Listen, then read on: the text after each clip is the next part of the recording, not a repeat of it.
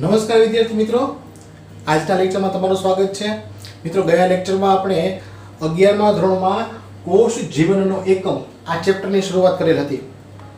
આજે આપણે તેમાં આગળ વધીએ, જેમાં આપણે કોષનું વિહંગાવલોકન એટલે કે તેના ઓવરવ્યૂ વિશેની ચર્ચા કરવાની છે. ક્લિયર?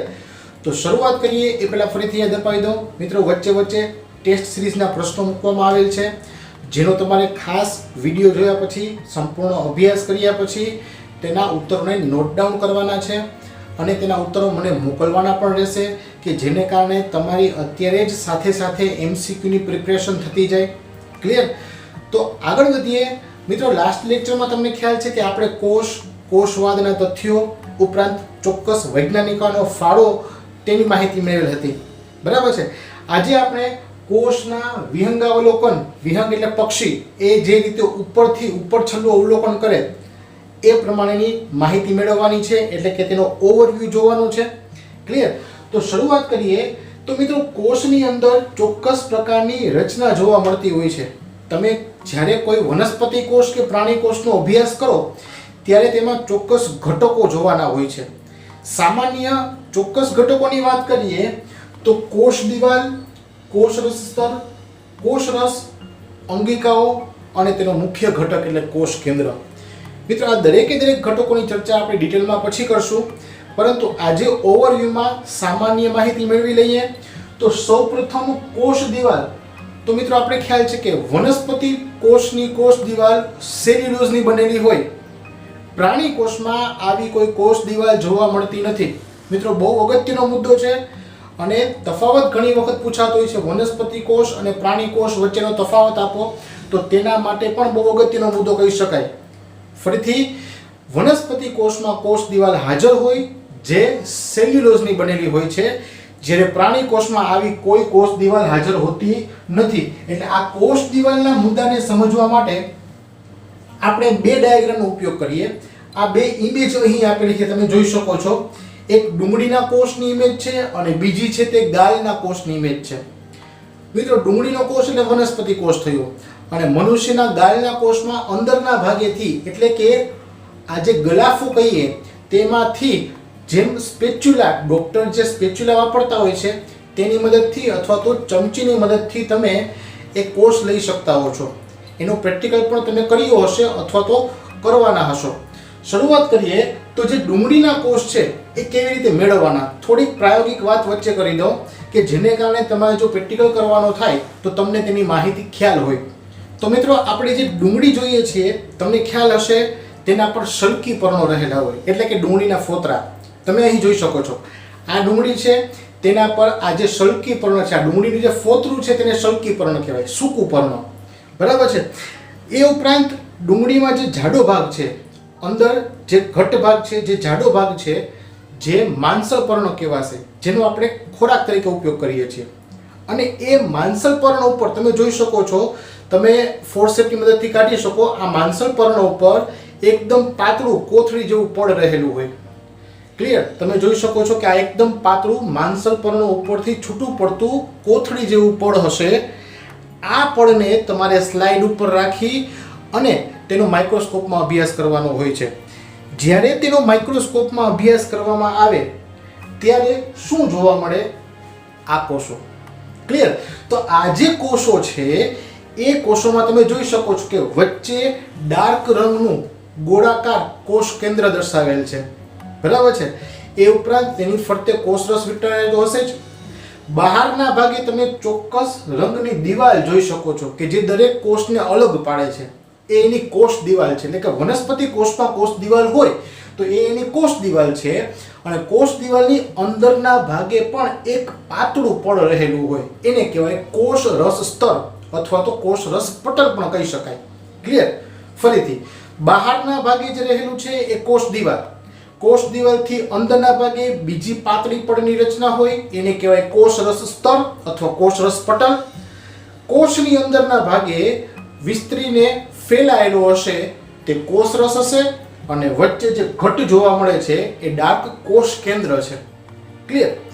પ્રાણી કોષમાં વાત કરીએ તો જે ગાલના કોષ છે એ કઈ રીતે લેવાના હોય તો કે ગલાફામાંથી સ્પેચ્યુલા કે ચમચીની મદદથી સેજ લાગે ને એ રીતે હળવા હાથે ઘસી અને તેના કોષ લેવાના હોય છે. એના માટે પ્રેક્ટિકલમાં ખાસ યાદ રાખવાનું થાય કે એ પ્રેક્ટિકલ શરૂ કરીએ એ પહેલાં મોઢાને સાફ કરવું પડે, એટલે કે કોગળા કરીને સ્વચ્છ કરવું પડે કે જેને કારણે અંદરથી લાળના ઘટકો છે તે નીકળી જાય. અને ત્યારબાદ એક કોષ લેવાના હોય છે અને એ કોષને સ્લાઇડ પર મૂકી ચોક્કસ અભિરંજકથી અભિરંજિત કરી અને માઇક્રોસ્કોપમાં જોઈશું તો તમને આ પ્રકારના કોષ જોવા મળશે. ક્લિયર? અહીં તમે જોઈ શકો છો કે બારે કોષ દિવાલ નથી. એનો મતલબ કે પ્રાણી કોષમાં કોષ દિવાલ ગેરહાજર હોય, પરંતુ બારે જે પાતળું પડ જોવા મળે છે અથવા તો જે પાતળી બાહ્ય ભેદરેખા જોવા મળે છે એ રેખા કોષ રસ સ્તર છે. ક્લિયર? એનો મતલબ કે વનસ્પતિ કોષમાં બારે કોષ દિવાલ અને અંદર કોષ રસ સ્તર, પણ પ્રાણી કોષમાં બારે કોષ દિવાલ હોતી નથી, માત્ર અંદરના ભાગે કોષ રસ સ્તર જ હશે. ક્લિયર? ઓકે. વચ્ચે તેમાં કોષ કેન્દ્ર જોઈ શકો છો અને વચ્ચે કોષ રસ પણ હશે. તો આ વાત થઈ વનસ્પતિ કોષ અને પ્રાણી કોષની ચોક્કસ લાક્ષણિકતાઓની. એમાં જોતા જઈએ આગળ તો કોષ દિવાલ વનસ્પતિ કોષમાં હોય, પ્રાણી કોષમાં ન હોય. વનસ્પતિ કોષમાં હોય તો સેલ્યુલોઝની બનેલી હોય. એક આ વિકલ્પ યાદ રાખવાનો. આગળ વાત કરીએ બીજો ભાગ, એટલે કે કોષ રસ સ્તરની વાત કરીએ. તો મિત્રો કોષ રસ સ્તર છે ને એ લિપિડ અને પ્રોટીનનું બનેલું હોય, જે દ્વિપડીય રચના છે, દ્વિસ્તરીય રચના છે. એટલે કે ઉપર અને નીચે લિપિડના અણુઓ ગોઠવાયેલા હોય અને વચ્ચે વચ્ચે પ્રોટીનના અણુ ગોઠવાયેલા હોય. એનો ડિટેલ અભ્યાસ આપણે ટૂંકનો સ્વરૂપે કરશું, પરંતુ અત્યારે ટૂંકમાં ઇમેજ જોઈ લઈએ આપણે કે જે ઉપર અને નીચેના ભાગે જે બે સ્તર ગોઠવાયેલા છે તે લિપિડના અણુના સ્તર છે અને વચ્ચે જે પ્રોટીન છે તે અને બહારના ભાગમાં પ્રોટીન છે તે એ બહિર્ગત અને અંતર્ગત પ્રોટીન એમ કહી શકાય. ટૂંકમાં લિપિડ અને પ્રોટીન આ બે મુખ્ય ઘટકો થયા. બરાબર છે? તેને કારણે કોષરસ સ્તરની રચના થતી હોય અને એની બહુ અગત્યની ખાસિયત છે. કોષરસ સ્તર છે ને એ સેમી પરમિએબલ મેમ્બ્રેન છે, એટલે અર્ધ પ્રવેશશીલ પટલ કહી શકાય. અર્ધ પ્રવેશશીલ એટલે શું? તો કે તે અમુક ચોક્કસ ઘટકોને જ આવવા દેશે અને અમુક ઘટકોને જ કોષની બહાર જવા દેશે. ક્લિયર? એનો મતલબ કે કોષ માટે જે કામના ઘટકો હશે એને જ અંદર આવવા દેશે અને કોષ માટે નકામા ઘટકો હશે એને જ બહાર જવા દેશે. ટૂંકમાં કોષની અંદર આવતા અને કોષની બહાર જતા દ્રવ્યોના વહનનું નિયમન કરે. મિત્રો ખાસ યાદ રાખજો, કોષરસ સ્તરનું કાર્ય પૂછે તો યાદ રાખવાનું, કોષની અંદર આવતા અને કોષની બહાર જતા દ્રવ્યોના વહનનું નિયમન કરે. નિયમન કરવું એટલે શું? કોને આવવા દેવા અને કોને ન આવવા દેવા, કોને બહાર જવા દેવા, કોને બહાર ન જવા દેવા અને કેટલા પ્રમાણમાં. ક્લિયર? તો એ દરેકે દરેક નિયમનની ક્રિયા કોષરસ સ્તર કરશે. ડિટેલમાં આગળ પછી વાત કરશું. પછી વાત કરીએ કોષ રસની. તો મિત્રો જે કોષ રસ છે તે સૌથી અગત્યનો ઘટક કહી શકાય, કારણ કે તે જીવંત છે. પહેલી વાત. બીજું, તે કોષનું કદ રોકે છે. એનો મતલબ કે કોષમાં તે વિસ્તરીને ફેલાયેલું છે. ત્રીજી વાત, તેમાં બધી જ જૈવ રાસાયણિક ક્રિયાઓ થાય છે. બહુ અગત્યનો મુદ્દો યાદ રાખવાનો છે. જૈવ રાસાયણિક ક્રિયાઓ એટલે બાયોકેમિકલ રિએક્શન્સ. બાયો એટલે જૈવિક, કેમિકલ એટલે કે રાસાયણિક, અને પ્રક્રિયાઓ એટલે રિએક્શન્સ. તો જૈવ રાસાયણિક પ્રક્રિયાઓ છે જે બાયોકેમિકલ રિએક્શન્સ છે એ બધી જ ક્રિયાઓ કોષ રસમાં થાય છે. એટલા માટે જ તે અગત્યનો ઘટક કહી શકાય. એ ઉપરાંત કોષ રસમાં વિવિધ અંગિકાઓ પણ તરતી રહેલી હોય. આ જે અંગિકાઓ છે તે બે પ્રકારની હોઈ શકે. પટલમય પણ હોઈ શકે અને પટલ વિહીન અંગિકાઓ પણ હોઈ શકે. પટલ વિહીન અંગિકાઓની વાત કરીએ ને તો તેમાં એક આવશે તારા કેન્દ્ર, બીજું આવશે રિબોઝોમ. મિત્રો યાદ રાખજો, પટલ વિહીન અંગિકા પૂછે તો તારા કેન્દ્ર અને રિબોઝોમ. પટલમય અંગિકા પૂછે તો ઘણી બધી છે. દાખલા તરીકે કણાભસૂત્ર છે, લાઇસોઝોમ છે, ગોલ્ગી કાય છે, અંતઃકોષરસ ઝાડ છે, હરિતકણ છે. આ બધી પટલમય અંગિકા છે. એટલે કે જેની ફરતે પડ આવેલું હોય એ પટલમય અંગિકા, અને જેની ફરતે પડ આવેલું નથી અથવા તો સ્તરથી આવૃત નથી એને કહેશું પટલ વિહીન અંગિકા. આદિ કોષ કેન્દ્રી કોષમાં પટલ વિહીન અંગિકા જ હોય. પટલમય અંગિકાનો તેમાં અભાવ હોય. ક્લિયર? ફરીથી, આદિ કોષ કેન્દ્રી કોષ હોય તેમાં પટલમય અંગિકાનો અભાવ હોય છે. આ વાક્ય ખાસ યાદ રાખજો. જો આ વાક્ય કોઈ વિકલ્પ સ્વરૂપે પૂછી શકે, અથવા તો એવું પણ બને કે એવો પ્રશ્ન પૂછે કે નીચેનામાંથી કઈ અંગિકા આદિ કોષ કેન્દ્રી કોષમાં હાજર હોય. તેમાં 3 અંગિકા એવી આપી કે જે પટલમય હોય અને એક અંગિકા પટલ વિહીન હોય. તો જે પટલમય અંગિકા છે એ ન આવે, પટલ વિહીન છે એ આદિ કોષ કેન્દ્રી કોષમાં હાજર હોય. તો પ્રશ્ન એમ થાય કે આદિ કોષ કેન્દ્રી કોષ એટલે શું? ક્લિયર? સમજતા જઈએ. નવો ઘટક કોષ કેન્દ્ર. તો કોષ કેન્દ્ર છે ને એ સઘન સંરચના છે, એકદમ બહુ ડેન્સ સ્વરૂપ છે એનું. ડેન્સ એટલે કઠિન સ્વરૂપ છે, કારણ કે તેની અંદર કોષ કેન્દ્રિકા છે, એ ઉપરાંત તેની અંદર રંગસૂત્ર દ્રવ્ય રહેલું છે. અને આ રંગસૂત્ર દ્રવ્યની આપણે લાસ્ટ લેક્ચરમાં વાત કરેલી હતી. તેમાં આપણે કીધેલું હતું કે જે ડીએનએ છે તે તેમાં વીંટળાઈને ગોઠવાયેલું છે, અને જે આનુવંશિક દ્રવ્ય છે એનો મતલબ કે વારસાગત રીતે લક્ષણોનું જે વહન કરવાનું છે એ પોતે ડીએનએ કરે છે. એટલે કે માતા પિતામાંથી જે ચોક્કસ લક્ષણો આવે છે એ લક્ષણો બાળકોમાં ટ્રાન્સફર કોણ કરશે? ડીએનએ. ક્લિયર? તો આ ડીએનએ છે તે આનુવંશિક દ્રવ્ય કહેવાય. ડીએનએ નું ફૂલ ફોર્મ યાદ રાખજો, નીચે આપ્યું છે, ડીઓક્સી રિબો ન્યુક્લિક એસિડ. ફરીથી ડીએનએ નું full form deoxyribonucleic acid. બરાબર? આગળ વાત કરીએ તો જે કોષ કેન્દ્ર છે તેની ફરતે પણ દ્વિપળની રચના, દ્વિસ્તરીય પળ આવેલું હોય. તમે ઇમેજમાં જોઈ શકો છો. બરાબર? કોષ કેન્દ્રની ફરતે જે ચોક્કસ પળવાળી રચના છે એ હોય તો તેને સુકોષ કેન્દ્રી કોષ કહેવાય. એનો મતલબ કે તેની ફરતે પટલ આવરણ હોય, પટલ હોય તો તેવા કોષ કેન્દ્રને સુકોષ કેન્દ્ર કહેવાય. અને જે કોષમાં આવું કોષ કેન્દ્ર હાજર હોય તેને સુકોષ કેન્દ્રીય કોષ કહેવાય. ક્લિયર? એટલે કે એવો કોષ કે જેની અંદર પટલ વાળું કોષ કેન્દ્ર હોય એ સુકોષ કેન્દ્રીય કોષ. પરંતુ જે કોષની અંદર કોષ કેન્દ્રની ફરતે આવું કોઈ પટલ હોય નહીં, એટલે કે પટલ વિહીન કોષ કેન્દ્ર હોય, તો તેને કહેશું આપણે આદિ કોષ કેન્દ્રી કોષ. તો આદિ કોષ કેન્દ્રી કોષ એટલે શું થશે? પટલ વિહીન કોષ કેન્દ્ર હોય. પટલ વિહીન શું? કોષ કેન્દ્ર. તો જેનામાં પટલ વિહીન કોષ કેન્દ્ર છે એ પ્રકારનો કોષ એટલે આદિ કોષ કેન્દ્રી કોષ. ક્લિયર? એ પછીની વાત કરીએ એ પહેલા ટેસ્ટ સિરીઝના પ્રશ્નો જોઈ લઈએ. તો પહેલો જ પ્રશ્ન થશે, વનસ્પતિ કોષમાં કોષ દિવાલ શાની બનેલી હોય છે? નેક્સ્ટ ક્વેશ્ચન, કોષરસ સ્તરના બંધારણીય ઘટકો જણાવો. નેક્સ્ટ ક્વેશ્ચન, કોષના કયા ભાગમાં જૈવ રાસાયણિક ક્રિયાઓ થતી હોય છે? નેક્સ્ટ ક્વેશ્ચન, કોષ કેન્દ્રને આધારે કોષના પ્રકારો જણાવો. નેક્સ્ટ ક્વેશ્ચન, કોષમાં આનુવંશિક દ્રવ્ય ક્યાં રહેલું હોય છે? ક્લિયર? આગળ વાત કરીએ તો મિત્રો અત્યારે આપણે કોષમાં ભિન્નતાનો મુદ્દો ભણવાનો છે. કોષમાં ભિન્નતા એટલે કોષમાં જે જુદાપણું જોવા મળે, અલગ અલગ પ્રકારના કોષોની વાત કરવાની છે. ક્લિયર? તો સૌપ્રથમ કોષમાં ભિન્નતા, કોષમાં જુદાપણું શેને કારણે હોય? એક કદ આધારિત, બીજું આકાર આધારિત અને ત્રીજું કાર્ય આધારિત.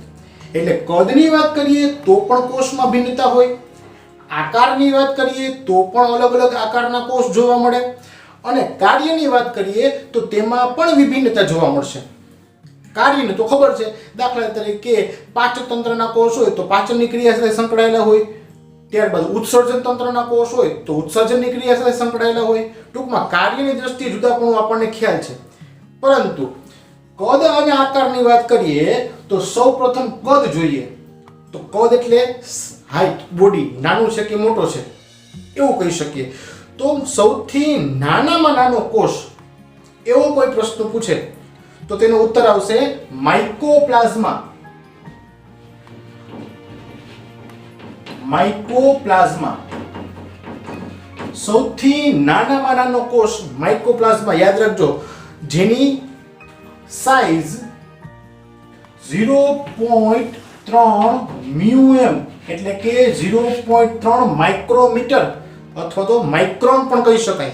તો તો 0.3 માઇક્રોમીટર તેની સાઈઝ છે. ક્લિયર? સૌથી મોટો કોષ પૂછે તો યાદ રાખવાનું થાય શાહમૃગનું ઈંડું અથવા તો શાહમૃગનો અંડકોષ લખો તો પણ ચાલે. તમે ઇમેજમાં જોઈ શકો છો.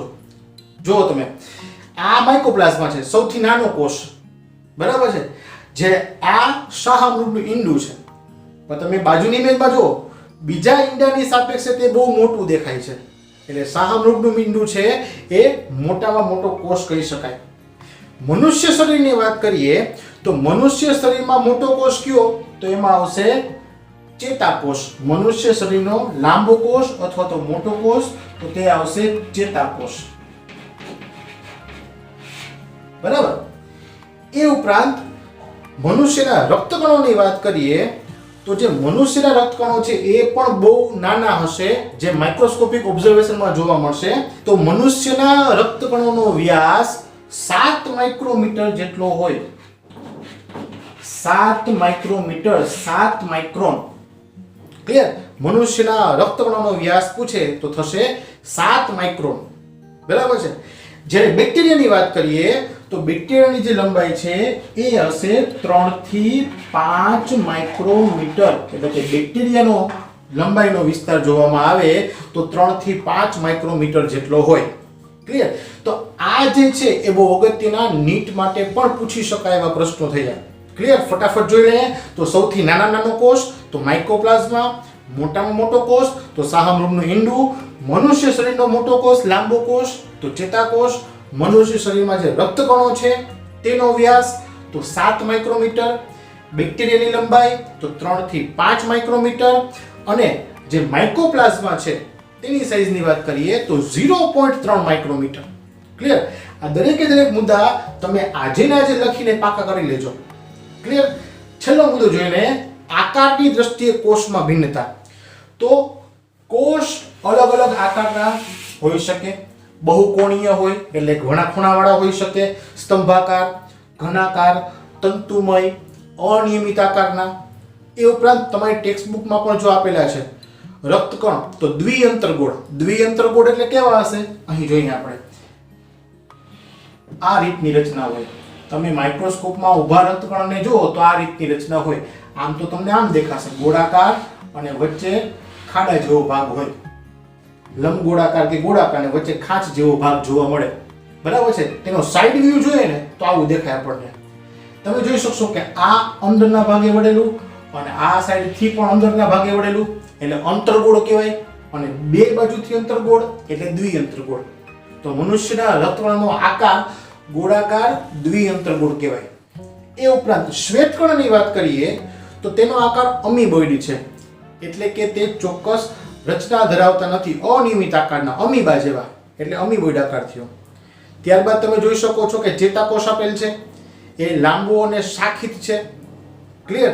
એ ઉપરાંત બાકીના જે જળવાહિનીના કોષોની વાત આપી છે કે બીજા કોષો દર્શાવેલા છે એ દરેકે દરેકના તમારે નામ અને આકાર યાદ રાખવાના થશે, જે વિકલ્પ માટે કામના છે. ક્લિયર? તો આ થયું કોષનું વિહંગાવલોકન એટલે કે ઓવરવ્યુ. બરાબર છે? હવે ટેસ્ટ સિરીઝના બાકીના પ્રશ્નો જોઈ લઈએ. તો નેક્સ્ટ ક્વેશ્ચન થશે સૌથી નાનામાં નાનો કોષ કયો? તેનું કદ જણાવો. સૌથી મોટામાં મોટો કોષ કયો?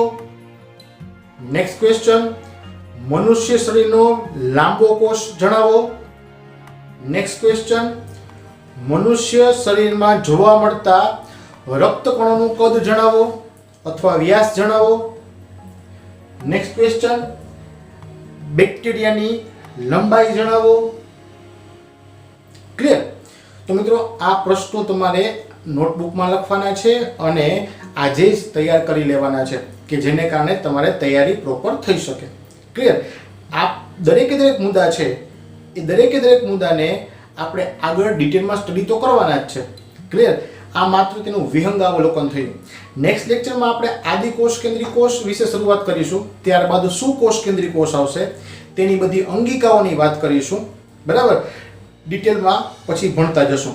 પરંતુ આજે એક નાની વાત બાકી રહી ગઈ છે, જણાવી દઉં કે જે આ આદિકોષ કેન્દ્રીય કોષ હોય અને જે સુકોષ કેન્દ્રીય કોષ હોય એમાં ખાસ સમજો મિત્રો, જે રિબોઝોમ રહેલા છે એ રિબોઝોમ કોષરસમાં તરતા પણ હોઈ શકે કે અમુક અંગિકા ઉપર ચોટેલા પણ હોઈ શકે. દાખલા તરીકે હરિતકણ છે કે કણાભસૂત્ર છે કે અંતઃકોષરસ ઝાડ છે તેના પર ચોટેલા પણ હોઈ શકે, જે તમે ઇમેજમાં જોઈ શકો છો. આ જે રિબોઝોમ છે તે રિબોઝોમ જો કોઈ અંગિકા પર ચોટેલા હોય તો તે અંગિકા કેવી થઈ જશે? ખરબચડી. એ સપાટી કેવી થઈ જશે? રફ થઈ જશે. દાખલા તરીકે અંતઃકોષરસ ઝાડ છે એના પર જે ટપકા સ્વરૂપે રિબોઝોમ્સ ચોટેલા છે તો એ રિબોઝોમને કારણે અંતઃકોષરસ ઝાડની સપાટી કણિકામય બની ગઈ. એટલા માટે તેને કહેશું આપણે કણિકામય અંતઃકોષરસ ઝાડ. અને બીજી અંતઃકોષરસ ઝાડ કે જેના પર રિબોઝોમ ચોટેલા ન હોય તો તેની સપાટી લીસી હશે, તો તેને કહેશું આપણે લીસી અંતઃકોષરસ ઝાડ. ક્લિયર? અને આ જે રિબોઝોમ છે તેનું કાર્ય શું? પ્રોટીન સંશ્લેષણનું. ક્લિયર? તો મિત્રો આજ પૂરતું આટલું જ રાખીએ છીએ. નેક્સ્ટ લેક્ચરમાં ડિટેલમાં આગળ વધીશું. ત્યાં સુધી વાંચતા રહેજો, તૈયારી કરજો. જય હિન્દ.